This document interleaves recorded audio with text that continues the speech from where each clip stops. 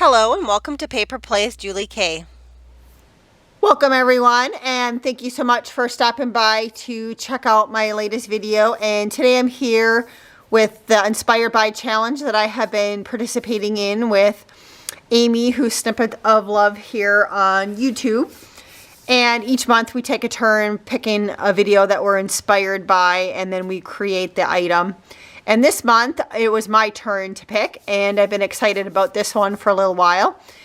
And this one, the video that I chose for this month comes from the Shabby Doll House here on YouTube, and it is an altered time card. So if you do open up my description box, I will have a link to her video and then that I was inspired by, and I will also have links to Amy's channel so you guys can go and check out her interpretation of the video and see what she created. And I believe she's starting off with the same altered time, or the same time cards that I am, because I sent her a few of them in the mail to play with. And so here's the two time cards that I had in my stash, that I had quite a few. I found both of these in sets at the thrift store several years ago, and this one's a little bit shorter, and then this one's a nice long one. And my original plan when I started going working on these is I was going to try to leave a little bit of the actual time card showing, and I ended up not doing that. Other than this particular one, it's red on one side and black on the other, so I altered the red side and then I left the black side showing. This one is blank on the back side, and I ended up just decorating the whole front side just because I figured if I add them to a journal or if I send them out in a happy mail and I want to put a little note, there's a spot on the back side to write, you know. Same with these ones, you can always write on these little spots. So these are the ones I started off with.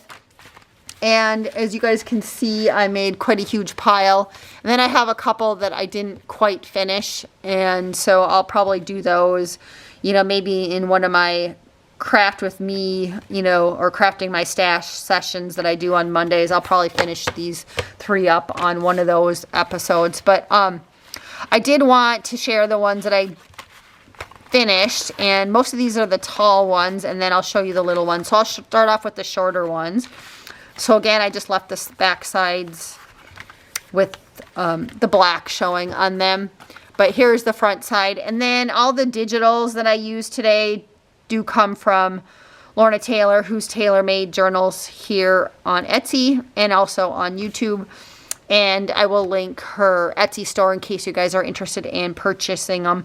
She does have a couple of really nice, like, winged sets. I know that there's a fairy realm one where the little kids have like the ears that look like little fairy ears, and the name of this one's escaping me, but I will write it down in the description box because it's one of my favorite ones and I use it quite a bit.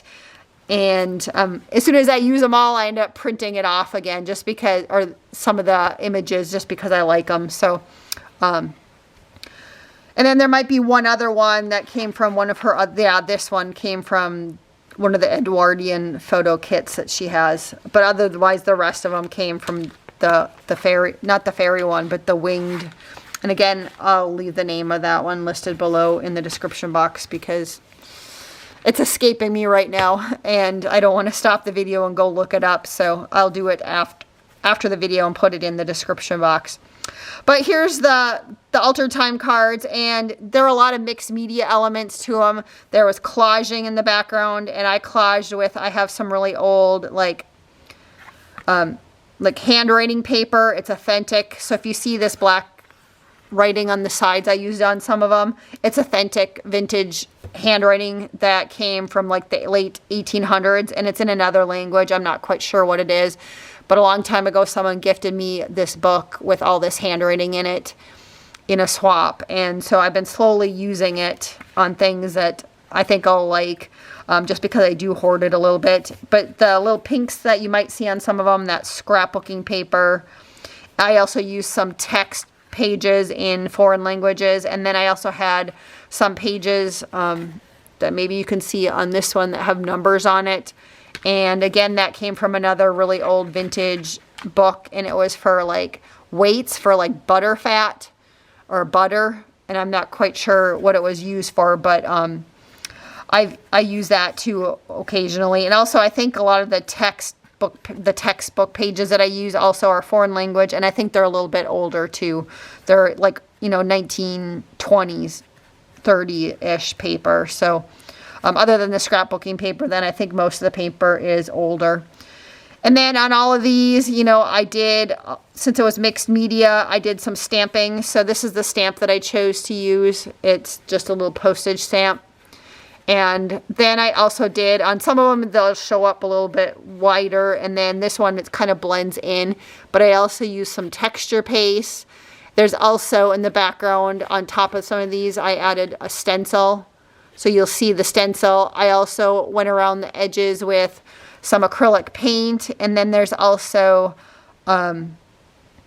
some, I think it's called, and it's a company that's no longer around, but it's kind of like watercolors, but it was called like H2Os, or it was from a company called Luminart. And it's really, maybe there's some card makers out there that know what I'm talking about. It's a product that was out about maybe 10, 15 years ago, and I don't think that they're still in existence, but it works just fine as like watercolor. So, if you look close, it's going to be really hard to see unless you're in person, but you can kind of see the sparkle on some of it. So I use that on all of the cards too, on the edges and some different parts. But again, it might not show up on camera, but in person it shows up a little bit more. And then I also went through and added laces. Some of them have doilies even on them, paper doilies too. I added laces and trims, eyelash trim, I think, to most of them. A lot of them have bows on them. I did sew around the edges of a lot of the images and the actual tag, because I made them into tags. And so yeah, I think that's about everything that I did to them. So I'll just kind of hold them up and you guys can check them out. This was one of my favorite ones that I did. So that's why I'm starting off with that one. But just really pretty. And again, here's another one. You can maybe see on this one the texture paste a little bit better. And I did a couple different stencils that I used for the texture paste. So some of them are a little bit different.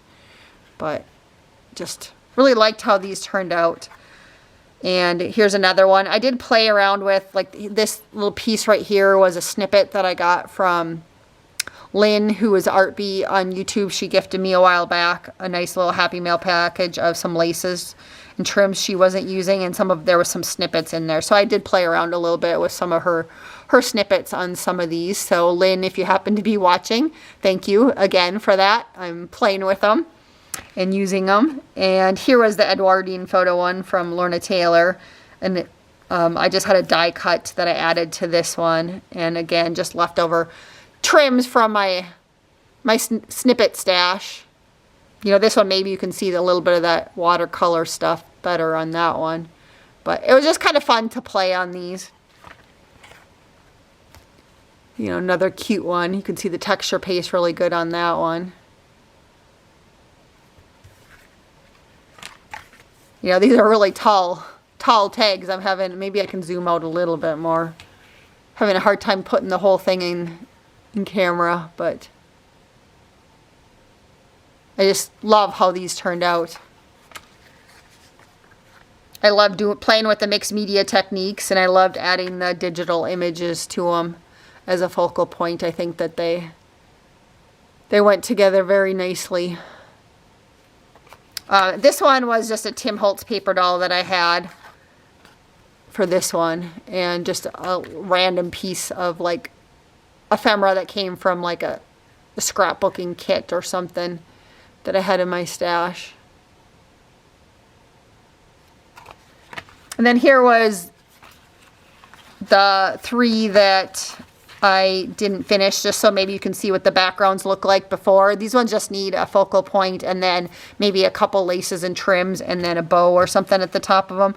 But you can kind of see on these ones what they look like before I finished playing or finished them. This was just after I finished playing with them and was letting them dry. The only thing I kind of did was I did sew around the edges of these ones. I just ran out of time before I wanted to film this video, so I just decided to go with what I had since I made quite a few of these because I had so much fun with it. So I just kind of went a little wild with them. And so, like I said, I made quite a few of them. So you guys will have to let me know what you think. And again, I will have all of those links that I mentioned below in the description box. And until next time, thank you guys so much for watching, and have a wonderful day and happy crafting.